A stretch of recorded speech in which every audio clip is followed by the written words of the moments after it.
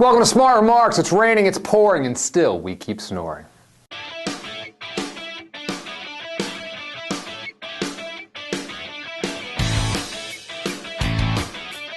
So here in Lancaster, PA, it's about 90 degrees right about now, hot and humid for the first day of June, but thunderstorms are in the forecast, and let me give you my own little forecast. Those thunderstorms are going to be severe with high winds, maybe even a tornado watch or tornado warning involved. We've had a lot of tornado watches and warnings this spring, maybe more in any single season than I can remember in my lifetime. Luckily, we've not had any actual tornadoes, but you, of course, are well aware of what happened down in Joplin, Missouri, with the tornado that leveled that town, and the outbreak earlier this spring down in Tuscaloosa, Alabama, and elsewhere across the South that killed hundreds. It has been a super spring tornado season, but extreme weather has not been limited to tornadoes this spring. Right here in Lancaster County, we're on pace to set the record for the wettest spring ever. Last summer was thought to be the hottest summer on record, and the winter of 2009-2010 was the snowiest winter on record. All these records in such a little time frame. What could possibly be going on?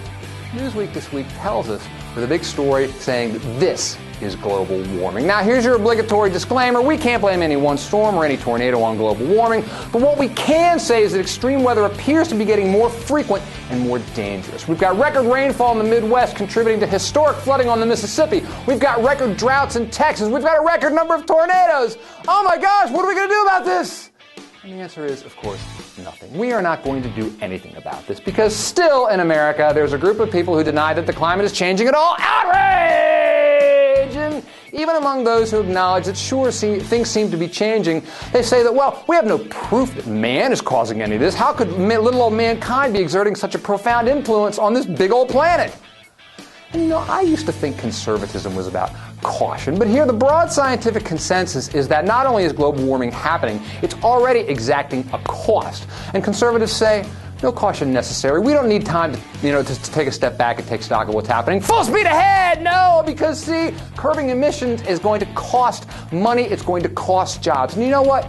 That's right, but let's talk about the cost of not doing anything. The Joplin tornado is thought to have caused up to $3 billion in damages. And again, we have no proof that the Joplin tornado itself was caused by global warming, but there's a good possibility that the tornado was as severe as it was because the climate is changing. And if that's the case, if stronger storms like this are the new normal, then climate change is going to cost us trillions. But it doesn't matter, see, because those costs are in the future. They're unknowable, and we in this country are no longer capable of thinking long term. Think about the cost of curbing emissions now! Well, sure, but what if the cost of global warming, dealing with global warming, dwarfs that down the line? But we can't even process that. That doesn't play in Peoria until maybe Peoria is inundated with floodwaters or leveled by a tornado, and then we'll say, well, maybe there's something to this. And of course, by then, it'll be too late. So no, we're not going to do anything about climate change. All we're going to do is endure it. So you better batten down the hatches and ask whether your homeowner's insurance protects you from acts of God and acts of man.